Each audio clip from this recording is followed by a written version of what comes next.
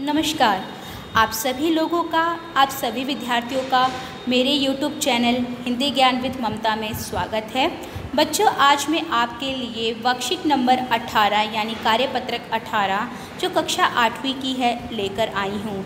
आज इस कार्यपत्रक में बच्चों हम भगवान के डाकिये कविता के बारे में पढ़ेंगे और जानेंगे कि आखिर भगवान के डाकिये कौन होते हैं। और इस कविता को लिखने वाले जो हैं श्री रामधारी सिंह दिनकर जी हैं। ठीक है, चलिए जो इस वर्कशीट में दिया गया उसे एक बार पढ़ लेते हैं।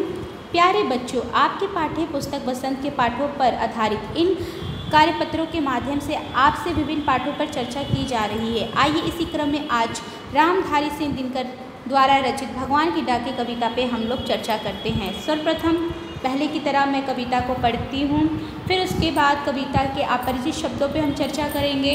फिर उसके बाद हम जो इस कविता में कार्यपत्रक के माध्यम से दिया हुआ भाव है उसे जानेंगे। फिर उसके बाद मैं अपने विचारों और भावों को जो कविता के प्रति मैंने समझा है वो आपको स्पष्ट करने का प्रयत्न करूँगी। बादल और पक्षी। पक्षी और बादल ये भगवान के डाकिये हैं जो एक महादेश से दूसरे महादेश को जाते हैं। हम तो समझ नहीं पाते, मगर उनकी लाई चिट्ठियाँ पेड़ पौधे और पहाड़ बाँचते हैं। हम तो केवल यह आंकते हैं कि एक देश की धरती दूसरे देश को सुगंध भेजती है और वह सौरभ हवा में तैरते हुए पक्षियों की पंखों पर तिरता है और एक देश का भाव दूसरे देश में पानी बनकर गिरता है। बहुत अच्छी पंक्तियाँ हैं, मैं एक बार पंक्तियों को फिर दोहराना पसंद करूँगी। पक्षी और बादल ये भगवान के डाके हैं जो एक महादेश से दूसरे महादेश को जाते हैं। हम तो समझ नहीं पाते हैं, मगर उनकी लाई चिट्ठियाँ पेड़ पौधे पानी और पहाड़ बाँचते हैं। हम तो केवल यह आंकते हैं कि एक देश की धरती दूसरे देश को सुगंध भेजती है और ये सौरभ हवा में तैरते हुए पक्षियों की पंखों पर तिरता है और एक देश का भाव दूसरे देश में पानी बनकर गिरता है। चलिए आइए जो वर्कशीट में दिया गया उसे पढ़ते हैं। क्या भाव दिया जा रहा है वर्कशीट में? इन पंक्तियों के माध्यम से कवि कहना चाहते हैं कि प्रकृति की कुछ चीज़ें जैसे कि पक्षी और बादल भगवान या प्रकृति के संदेशवाहक का काम करते हैं। पक्षियों के लिए कोई सीमा निर्धारित नहीं होती, ये एक देश से दूसरे देश तक आ जा सकते हैं। उनकी बातों या संदेशों को हम समझ नहीं सकते, किंतु प्रकृति के अन्य अवयव जैसे पेड़ पौधे और पानी पहाड़ ही समझ पाते हैं। इन संदेशवाहकों के बारे में हम सिर्फ इतना कह सकते हैं कि इनके माध्यम से एक जगह की खुशबू या आबो हवा दूसरी जगह तक पहुंच पाती है और हमें पता है कि बादलों के रूप में एक देश या समुद्र से पानी भाप बनकर दूसरी जगह पानी के रूप में बरसता है। बहुत सुंदर भाव है यहाँ। दिनकर जी ने बहुत अच्छी बातें हमें बताई है कि देखिए, अब अगर पुरानी हिस्ट्री से जुड़ी हुई पुरानी कथाओं में देखते हैं तो पहले जो था कबूतर को हम लोग संदेशवाहक के रूप में जानते थे, घोड़े को।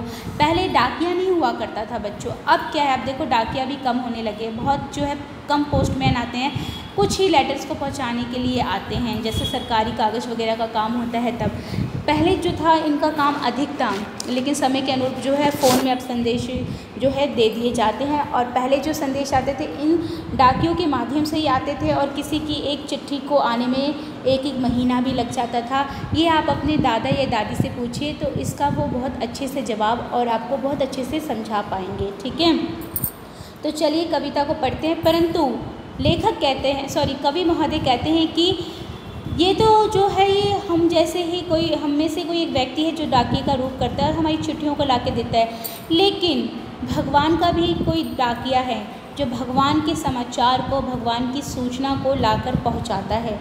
तो उसकी दी हुई सूचना जो लेकर आ रहे, भगवान की जो सूचना है जो लेकर आ रहा है वो कौन है और वो व्यक्ति कौन है, वो जीव कौन है, वो सारे चीज़ें कौन सी है जो भगवान ने जिसको डाकिया बना के भेजा है उन बातों को वो समझ पा रहा है। तो वो कौन के हैं? वो भगवान के डाकिये हैं। ठीक है, और वो डाकिये भगवान के कौन है? पक्षी और बादल। कौन है बच्चों? पक्षी और बादल। ठीक है, कवि कहते हैं कि पक्षी और बादल क्या है? ये भगवान के डाकिये हैं। क्यों?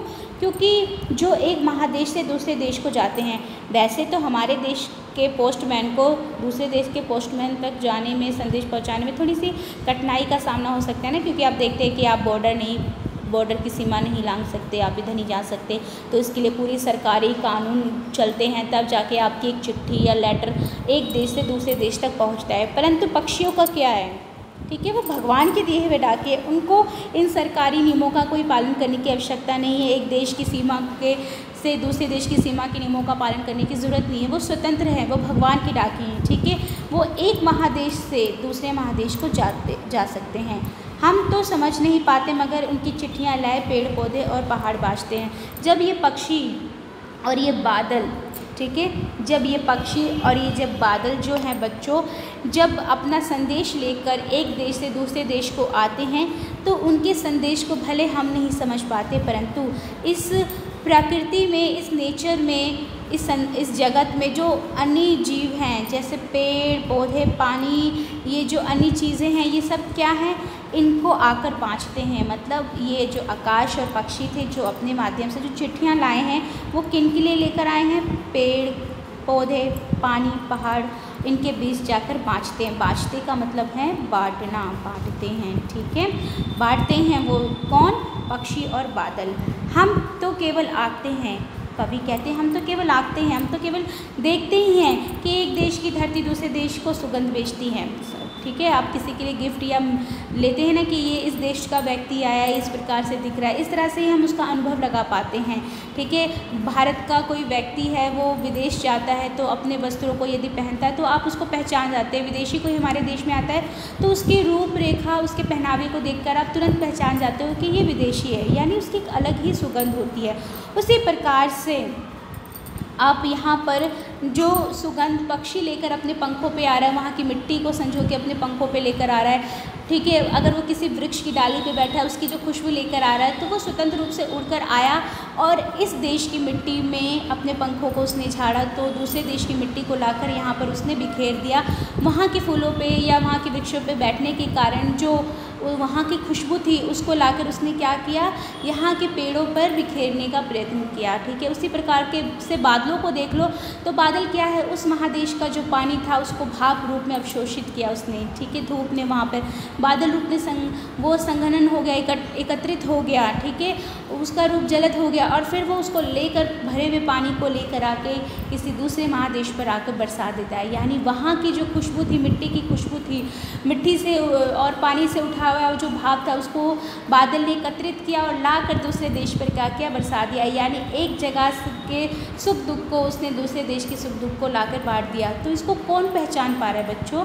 शायद हमें ना पता चले, लेकिन जो ये प्रकृति का हिस्सा है, पेड़ पौधे, वो समझ जाते हैं कि ये मेरे देश का पानी बरसा है या किसी और का बरसा है। वो पक्षी मेरे देश का था जो संदेश लेकर आया है, या किसी अन्य देश का पक्षी आया है जो हमें वहाँ की सूचना दे रहा है, वहाँ के पक्षियों के लिए, वहाँ के पक्षियों के, वहाँ के जीवों की सूचना लाकर हमें पहुँचा रहा है। पक्षियों के पंखों पर तिरता है, यानी रहता है।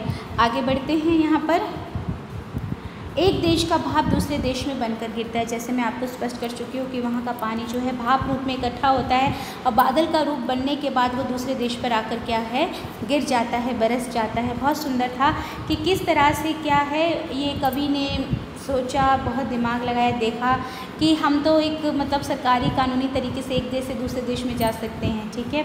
तब हम अपने देश की संस्कृति को जो है दूसरे देश में, और दूसरे देश की संस्कृति को अपने देश में जो है उसके स्वरूप को पहचानेंगे, देखेंगे, उसकी खुशबू को महसूस करेंगे। परंतु पक्षी क्या है और बादल क्या है, वो जो है अपने माध्यम से बिना किसी नियम कानून के वो क्या है, स्वतंत्र है, आज़ाद होकर तुरंत जो है लाकर अपने माध्यम से मिट्टी वहाँ की और वहाँ का जो सुगंध है, खुशबू है, उसको ले आते हैं और लाकर दूसरे देश के, दूसरे महादेश में वो पूरी खुशबू सुगंध को, उस सौरभ को क्या है, बिखेर देते हैं वहाँ पर, ठीक है। तो उम्मीद करती हूँ कि भगवान के डाकियों का काम आप समझ गए होंगे। अभी तक नहीं समझे थे, अब नज़रिया देखिए और एक नए नज़रिए से देखिए कि किस तरह से उस बादल, कभी अब आप भी मन में प्रश्न करेंगे कि ये बादल जो है मेरे ही भारत में बना था या कहीं ये बाहर से उड़ते हुए आया है और वहाँ की खुशबू को लाकर हमारे ऊपर बिखेर रहा है, ठीक है। आगे बढ़ते हैं, प्रश्नों पर चर्चा की जाए ज़रा। प्रश्न कह रहे हैं, प्रथम प्रश्न की पक्षी शब्द का कौन सा पर्यायवाची नहीं है, ठीक है। तो विहग भी होता है, खग भी होता है, लेकिन परंतु यहाँ पर जो है दोनों अक्षर एक जैसे हैं बच्चों। तो आप जो है किसी दो को मारिए, थर्ड तो कोई है ही नहीं यहाँ पर, तो आप एक को छोड़ सकते हैं। विहग भी पक्षी होते हैं और खग भी पक्षी होता है। सुगंध का विलोम शब्द छाँटना है, तो सुगंध का मतलब होता है बच्चों खुशबू, महक, सौरभ। ठीक है, तो आप इसका अच्छा विलोम आपको करना है। ठीक है, तो इसके लिए आप यहाँ पर देख सकते हैं बच्चों की ये तीनों ही अर्थ बच्चों यहाँ पे जाते हैं इसके। ठीक है, महक भी होती है, सौरभ भी होता है, खुशबू होता है, तो ये गलत है। इन्होंने ऑब्जेक्टिव ऑप्शंस हमें दिए ही नहीं है। आप चाहे तो यहाँ पर आप देख सकते हैं कि सौरभ का अर्थ महक भी होता है, सुगंध भी होता है, खुशबू भी होती है। ठीक है, तो सौरभ भी है, खुशबू भी है, सुगंध भी है, महक भी है, लेकिन विलोम तो यहाँ पे कुछ है ही नहीं। तो ये प्रश्न एक प्रकार से दोनों प्रश्न थोड़े से गलत दे दिए गए हैं। आगे देखिए, भगवान के डाके पंक्ति से क्या आशय है। तो भगवान के डाके कौन है बच्चों, पक्षी और बादल हैं। इससे ये अर्थ निकलता है जो कि अपनी चिट्ठियाँ लाते हैं, अपने संदेश को लाते हैं और हमारे देश तक पहुंचाते हैं, एक देश से दूसरे देश में।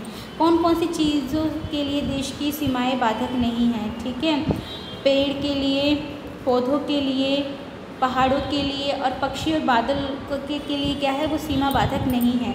एक देश का भाव दूसरे देश में पानी बनकर बरसता है। इससे क्या अर्थ है, यहाँ से आप लिख सकते हैं। बाकी मैं आपको स्पष्ट कर चुकी हूँ कि वहाँ का जो भाव था, जब बादल रूप में वहाँ पानी अवशोषित होता है तो दूसरे के देश में जाकर वो बरसता है। ठीक है, तो आप यहाँ से इस पूरे हिस्से को जो है आप लिख सकते हो। आगे बढ़ते हैं कि गतिविधि करनी है आपको। गतिविधियाँ क्या हैं कि उपयुक्त कविता में आपको कौन सी बात सबसे ज़्यादा अच्छी लगी, तो आपको इसके ऊपर एक छोटा सा 5-7 लाइनों का अनुच्छेद लिखना है। आप लिखिए और अपनी अध्यापिका से चेक करवाइए। उम्मीद करती हूँ वीडियो आपको अच्छी लगी है तो प्लीज़ इसे लाइक कीजिए। जिन बच्चों ने चैनल को सब्सक्राइब नहीं किया है सब्सक्राइब कीजिए।